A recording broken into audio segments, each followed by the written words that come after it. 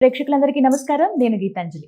ప్రస్తుతం మనతో పాటు శృంగేరి శారదాపీఠ ఆస్థాన పండితులు, ప్రవచన నిధి డాక్టర్ బాచంపల్లి సంతోష్ కుమార్ శాస్త్రి గురువు గారు ఉన్నారు. గురువు గారితో మాట్లాడి 2026వ సంవత్సరం అసలు ఎలా ఉండబోతుందో తెలుసుకుందాం. ఎందుకంటే సంతోష్ కుమార్ శాస్త్రి గారి గురించి చెప్పాలంటే అందరికీ తెలిసిందేనండి. నేను పెద్దగా పరిచయం చేయవలసిన అవసరం లేదు. తెలంగాణ రాష్ట్రం ఏర్పడిన దగ్గర నుండి ఇప్పటి వరకు కూడా వారే ప్రతి యుగాదికి పంచాంగాన్ని వివరిస్తూ ఉంటారు. వారు పంచాంగకర్త కూడా, వారే పంచాంగాన్ని రాస్తూ ఉంటారు. వారు ఏవైతే చెప్పారో ప్రిడిక్షన్స్ అన్ని కూడా నిజమవుతూ రావటం అనేది మనం గమనిస్తూ ఉంటాం. అయితే తెలుసుకుందాం ఇవాల్టి వీడియోలో 2026వ సంవత్సరం అసలు ఎలా ఉండబోతోంది, ద్వాదశ రాశుల వారికి ప్రత్యేకంగా ఉన్నటువంటి పరిస్థితులు ఏంటి, ప్రభావాలు ఎలా ఉంటాయి, ఎటువంటి పరిహారం పాటించాలి, గురువుగారి మాటల్లో విని తెలుసుకుందాం. గురువుగారు నమస్కారం అండి. నమస్కారం అమ్మా. చాలా సంతోషం మిమ్మల్ని కలవటం. ఎప్పటి నుంచో అనుకున్నాం, దేనికైనా సమయం రావాలి అంటే. అంతే అంతే అంతే ఈ రోజు అమ్మవారి సమయం ఇచ్చింది, నిజం, గీతాంజలి వచ్చింది. చాలా చక్కగా చెప్పారు. మీ నోటి వెంట మా పేరు. చాలా సంతోషం. గురుగారు 2026 ఎక్కడ చూసిన డిసెంబర్ వస్తోందంటే చాలు, అంటే మన సంవత్సరాది కాదు ఖచ్చితంగా, కానీ ఆ నెంబర్ మారుతుందనగానే కుతూహలం ఎలా ఉంటుందో, మా రాశికి ఎలా ఉంటుందో, అసలు 26 అనేది ఎలా ఉంటుందో అనేది చాలా మందిలో ఆ కుతూహలం కనిపిస్తుంది. మరి ఏంటి 2026 ఎలా ఉండబోతోంది, అటు రాశుల పరంగా కానీ మొత్తం భౌగోళికంగా ఎలాంటివి ఉండబోతున్నాయి అంటారు? అఖిలాండ కోటి బ్రహ్మాండ నాయకుడైనటువంటి వెంకటాచలపతి మా ధర్మపురి లక్ష్మీ నరసింహస్వామికి ప్రార్థన చేస్తూ 2026 గురించి చెప్పుకోవాలనుకున్నా 2026లో ఉన్న గ్రహములను బట్టే చెప్పాలి. అంతే. ఎందుకంటే ఉగాది వస్తే కానీ మనకు పూర్తి పంచాంగం అనేటువంటిది రాదు. సరే, నేను పంచాంగం రాస్తాను కాబట్టి, ఆల్రెడీ నా పంచాంగం అనేటువంటిది ప్రిపేర్ అయిపోయింది కాబట్టి, మేము చెప్పాలన్నా రాశులను బట్టి, గ్రహాలను బట్టి, గ్రహ సంచారాన్ని బట్టి 2026 ఏప్రిల్ వరకు ఏమీ పెద్దగా మారే గ్రహాలు ఏం లేవు. కానీ 2026లో మాత్రము ఒక 3 విషయాలు ఉన్నాయి. అంటే దేశారిష్ట యోగాలు ఎక్కువగా ఉన్నాయి. చాలా దేశారిష్ట యోగాలు, అంటే దేశానికి అరిష్టం కలిగించేటువంటి యోగమును దేశారిష్ట యోగము అంటారు. ఇవి 2026లో కొంత ప్రబలంగా కనిపిస్తూ ఉన్నాయి. ఒకటి ఏమిటి, ఏప్రిల్ 10 నుండి జూలై 4 వరకు కాలసర్పయోగం అనేటువంటిది ఉంది. ఏప్రిల్ 10 నుంచి జూలై 4 వరకు ఉన్నటువంటి కాలసర్పయోగం, నవంబర్ 10వ తేదీ నుండి సంవత్సరం ఆఖరు వరకు సింహరాశిలో కుజస్తంభన యోగము, సెప్టెంబర్ 18 నుంచి అక్టోబర్ 15 వరకు కర్కాటక రాశిలో కుజ గురువుల యొక్క కలయిక. ఇది మూడింటిని బేస్ చేసుకొని వచ్చే సంవత్సర ఫలితాలను, అంటే 2026ను మేము నిర్ణయం చేస్తాం. అంటే ఇప్పుడు మీకు అర్థమైంది కదా, మేము చెయ్యాలన్నా వచ్చే సంవత్సరం ఉన్న ఇటువంటి యోగాదులు చూసే. ఇప్పుడు కాలసర్పయోగం ఉంది. కాలసర్పయోగంలో మనకు సంవత్సరం ఆరంభమైంది. గత సంవత్సరం ఇబ్బందులు చూస్తూ ఉన్నాం, మిక్కిలి ప్రమాదములు, తర్వాత రైతులకు నష్టం, సరిగ్గా పంటలు పండే టయానికి ఏదో తుఫాన్లు రావటం. కాబట్టి ప్రకృతి వైపరీత్యాలు. ఇప్పుడు మార్చి 19 నుండి జూన్ 30 వరకు త్రిగ్రహ చాతుర్గ్రహ కూటమి కాలసర్పయోగాలు. ఈ మూడింటి ప్రభావము ఈ 2026 మనకు జూన్ 30 వరకు. కాబట్టి ఈ సమయంలో కొంత చాలా రాజకీయంగా కొంత అనిశ్చితి కావచ్చు. పశ్చిమ బెంగాల్ వంటి ప్రదేశములలో విపరీతమైన హింస చెలరేగవచ్చు.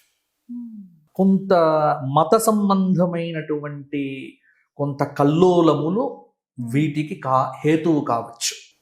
కాబట్టి ఈ విషయముల యందు ప్రజలు చాలా జాగ్రత్తగా ఉండాలి. ముఖ్యంగా ఈ సంవత్సరం వేసవి అద్భుతమైన హీట్ ఉంటుంది. నాకు తెలిసి 50 డిగ్రీలు టచ్ కావటం తప్పకుండా అవుతుంది. 50 డిగ్రీలు కొన్ని రాష్ట్రముల్లో. ఇప్పుడు ఈ వీడియోలో అయితే రికార్డు అయ్యే ఉంటుంది కదా, మీరు చూడవచ్చు. ఎందుకంటే మనం ఇంత ముందుగా చెప్తున్నాను కదా, ఖచ్చితంగా 50 డిగ్రీల వరకు కొన్ని రాష్ట్రముల యందు నమోదవుతుంది. ఎన్నికలు జరిగేటువంటి రాష్ట్రాల్లో కొన్నిటిల్లో అధికార పార్టీ వారే అధికారాన్ని పొందే అవకాశం అధికంగా కూడా కనిపిస్తూ ఉన్నది. అలాగే కొంత సినీ పరిశ్రమలో కూడా కొంత కల్లోలమైన వాతావరణం ఏర్పడవచ్చు. దాదాపు బాగా అద్భుతం అనుకున్నటువంటివన్నీ డిజాస్టర్లు కావచ్చు, ఏమీ లేనివి సైలెంట్ గా వచ్చి అద్భుతమైన విజయాలు వస్తాయి. ఇవి కూడా జరగవచ్చు. జూలై 1 నుండి సెప్టెంబర్ 30 వరకు కాలసర్ప యోగం. ఈ కాలసర్ప యోగం ఇక్కడ అంటే కాలసర్ప యోగం ముగిసిపోతుంది. ఆ కాలసర్పయోగం ముగిసిన తరువాత కొంత నైరుతి ఋతువుల యొక్క గాలులు వస్తాయి కదా, ఋతుపవనాలు అంటాము. వాటి యొక్క ప్రభావం చేత రాష్ట్రమంతా కొంత వర్షాలైతే ఇబ్బంది లేదు. కానీ ఇక్కడ గుర్తుపెట్టుకోవాల్సింది ఏంటంటే సకాల వర్షాలు, అకాల వర్షాలు. సకాల వర్షముల కంటే అకాల వర్షములే ఎక్కువగా.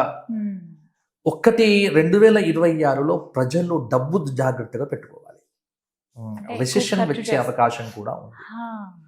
కొంత ఇక్కడ కదా అమెరికా కానీ 2026 కాదు 27 వరకు కూడా డబ్బులు ఎక్కడ పెట్టొద్దు. భూమి మీద పెట్టకండి, క్యాష్గా పెట్టుకోండి, దాచిపెట్టుకోండి.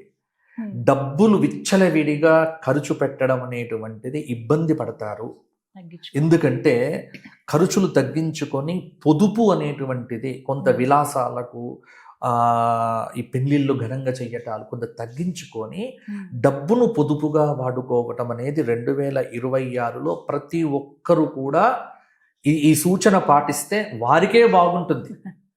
కాబట్టి షేర్లలో పెట్టుబడులు ఒకసారి ఢమాలైపోతాయి. తర్వాత మ్యూచువల్ ఫండ్స్ లో పెట్టండి అని చెప్తున్నారు, కానీ అది చాలా దీర్ఘకాలికంగా ఉండాలి. కాబట్టి దానిలో కూడా కష్టమే. కొంత బంగారం అనేటువంటిది రేట్ ఇంకా పెరుగుతుంది, ఖచ్చితంగా పెరుగుతుంది. 100% బాగా పెట్టొచ్చు. బంగారం మీద పెట్టుబడి పెడితే నష్టం లేదు. ఎందుకంటే బంగారం అంటే ఎప్పుడంటే అప్పుడు క్యాష్గా చేసుకోవచ్చు. కాబట్టి ఒక భూమి మీద పెట్టుబడి పెడితేనే మనం తొందరగా అమ్మలేము. కాబట్టి బంగారం మీద పెట్టుబడి బాగుంటుంది. అక్టోబర్ 1 నుంచి డిసెంబర్ 31 వరకు అన్ని గ్రహములకు కూడా సమసప్తకము, షష్టాష్టక స్థితి. కాబట్టి ప్రతిరోజు గవర్నమెంట్లో ఏదో ఒక ప్రాబ్లం, తెలంగాణ గవర్నమెంట్ కావచ్చు, ఆంధ్రప్రదేశ్ గవర్నమెంట్ కావచ్చు, సెంట్రల్ గవర్నమెంట్ కావచ్చు, ఏదో ఒక ప్రాబ్లం తప్పకుండా ఉంటుంది. ఉత్తరాది దేవాలయాల యందు కూడా కొన్ని అపశృతులు వచ్చే అవకాశము ఉంది. జాగ్రత్తగా ఉండండి. ఏది చార్ధామ్ యాత్రలు, తర్వాత మానస సరోవర యాత్రలు చేసేటువంటి వారు, అమరనాథ్ యాత్రలు చేసేటువంటి వారు ఇంకా జాగ్రత్తలు తీసుకోవాలి. ఎందుకంటే ఉత్తరాది రాష్ట్రముల్లో ప్రాకృతిక బీభత్సములు, కొండ చర్యలు విరిగిపట్టం అనేటువంటిది వచ్చే సంవత్సరం అధికంగా ఉండే అవకాశం ఉంది. విహారయాత్రలు, విషాద యాత్రలు కావచ్చు, విచ్చలవిడిగా వెళ్ళకండి. అలాగే పంజాబ్, బీహార్, ఉత్తరప్రదేశ్ రాష్ట్రాల్లో కొంత అరాచక శక్తుల యొక్క ప్రభావం అనేటువంటిది కనిపిస్తుంది. అలాగే కొన్ని భూకంపాలు వచ్చే అవకాశము ఉంది. అలాగే పశ్చిమ బెంగాల్ వంటి ప్రాంతముల యందు కొన్ని అల్లర్లు జరిగే అవకాశం కూడా ఉంది. కొన్ని రాష్ట్రాల యందు రాజకీయంగా మార్పులు కూడా జరిగేటువంటి అవకాశం కూడా లేకపోలేదు. ఈ ప్రభుత్వము ఆ ప్రభుత్వము కావచ్చు, ఆ ప్రభుత్వము వేరే ప్రభుత్వము కావచ్చు, మొత్తానికి ఇటువంటి మార్పులు 2027 జనవరి 1 నుండి ఏప్రిల్ 6 వరకు. అంటే మీరు 2026 అడిగారు, నేను 27 వరకు చెబుతున్నాను. సింహరాశిలో కుజస్తంభన యోగము వల్ల కొంత అంతగా పరిస్థితులు అనేటువంటివి అనుకూలించవు. కెనడా, ఆస్ట్రేలియా, న్యూజిలాండ్ మొదలైనటువంటి దేశాల్లో కూడా కొంత ఇబ్బందులు అనేటువంటివి కలుగుతాయి. కాబట్టి ఇటువంటి ప్రభావం అనేది ఈ 2026లో గ్రహణములేవి లేవు. 2026లో ఏ గ్రహణములు లేవు. గ్రహణములు వస్తే మీ టీవీలకు ఎక్కువగా దొరుకుతుంది మ్యాటర్. లేదు, ఎక్కువ గ్రహణములు భారతదేశంలో కనిపించేటువంటి గ్రహణములు ఏవి కూడా మనకు 2026లో లేవు. అలాగే ఈ సంవత్సరం ఏమిటి అంటే కొంత భూకంపము, సునామీ వంటి ఉపద్రవాలు కూడా వస్తాయి. అందువల్ల దేవాలయాలలో కొంత శాంతి కార్యక్రమాలు ఇవన్నీ చేయించటం. ఈ సంవత్సరం 2026లో బాగా గొప్పగా ఉండేటువంటి రాశులు ఏమిటి అని చూస్తే కొంత మేరకు తులారాశి బాగుంటుంది. ఎందుకంటే తులారాశి వారికి యోగాదులు బాగుంటాయి. మకరం కొంత బాగానే ఉంటుంది, మిథున రాశి కొంత బాగానే ఉంటుంది, వృషభ రాశి కొంత బాగానే ఉంటుంది, మీనరాశి, అలాగే మేషరాశి, అలాగే కుంభరాశి, అలాగే ధనుస్సు, అలాగే సింహరాశి. ఇవి కొంత శనిగ్రహము యొక్క ప్రభావము అనేటువంటిది 2027 మార్చి వరకు ఉంది. శనిగ్రహము యొక్క మార్పు అనేటువంటిది లేదు. అందులో గురుగ్రహం అనేటువంటిది 3 సార్లు మారుతోంది. అందువల్ల దీని యొక్క ప్రభావం కూడా. కాబట్టి వచ్చే ఈ 2026లో నన్ను అడిగితే అన్ని రాశుల వారు డబ్బు కాపాడుకుంటే మంచిది. అందరికీ ఒకటే నియమం. వీరికి బాగుంటుంది వారికి బాగుంటుంది అని చెప్పడం కంటే పొదుపు సూత్రం పాటించండి, విచ్చలవిడిగా ఖర్చులు పెట్టకండి, డబ్బుకు చాలా విలువ పెరుగుతుంది, రూపాయలను బాగా కాపాడుకోండి. ఇంకా కేంద్ర ప్రభుత్వంలో కూడా కొన్ని సంచలనమైనటువంటి మార్పులు అంటే నిర్ణయాదులు అనేటువంటివి కొంత కఠినంగా ఉండవచ్చు. అంటే ఇది ప్రజలకు బాగుంటాయి, దీనివల్ల కొంత ప్రతిపక్షముల్లో కూడా అలజడి బాగా వస్తుంది. అందువల్ల 2026 అనేటువంటిది కొంత సంచలనాలకు వేదిక అయ్యే అవకాశం ఉంది. అందువల్ల అందరూ కూడా భగవద్ ఆరాధన, స్తోత్రపారాయణాదులు, తర్వాత ప్రతినిత్యం దేవాలయ దర్శనములు, కొంత డబ్బు కాపాడుకొని పొదుపుగా ఉండే ప్రయత్నములు చేస్తే నేను చెప్పినటువంటి రాశులు, ముఖ్యంగా బాగా జాగ్రత్తగా ఉండవలసినటువంటి రాశులు, ఒకటి మేషం, అలాగే కొంత మిథునం బాగానే ఉంటుంది. ఈ సంవత్సరం అంతా మిథునం అద్భుతంగా ఉంటుంది. తర్వాత వృషభం చాలా బాగుంటుంది. తర్వాత కర్కాటకం మధ్యస్థంగా ఉంటుంది. సింహరాశికి గురువు బాగున్నప్పటికీ కూడా అష్టమ శని దోషం అనేటువంటిది అక్కడెక్కడ ఇబ్బంది పెడుతూ ఉంటుంది. కన్యా రాశి బాగుంటుంది. తుల అద్భుతంగా ఉంటుంది. వృశ్చికము మధ్యస్థంగా ఉంటుంది. ధనుస్సుకు కొంత ఇబ్బందులు అనేటువంటివి పెరుగుతాయి అర్ధాష్టమ శని యోగాదుల వల్ల. మకరం చాలా విశేషంగా ఉంటుంది. తరువాత కుంభరాశి ఏదైతే ఉందో కొంత పర్వాలేదు, మధ్యస్థంగా ఉంటుంది. కుంభము, మీనము, మేషము ఇవి ఖచ్చితంగా కొంత ఇబ్బందులు పడక తప్పదు. కాబట్టి ఈ రాశుల వారు జాగ్రత్తగా ఉండి భగవద్ ఆరాధన కనుక చేస్తే 2026లో కూడా ఇంకా చాలా విశేషాలు కనిపిస్తాయి. మిగతా విశేషాలు ఏవైతే ఉన్నాయో మనం ఉగాది అప్పుడు మనం మాట్లాడుకుందాము.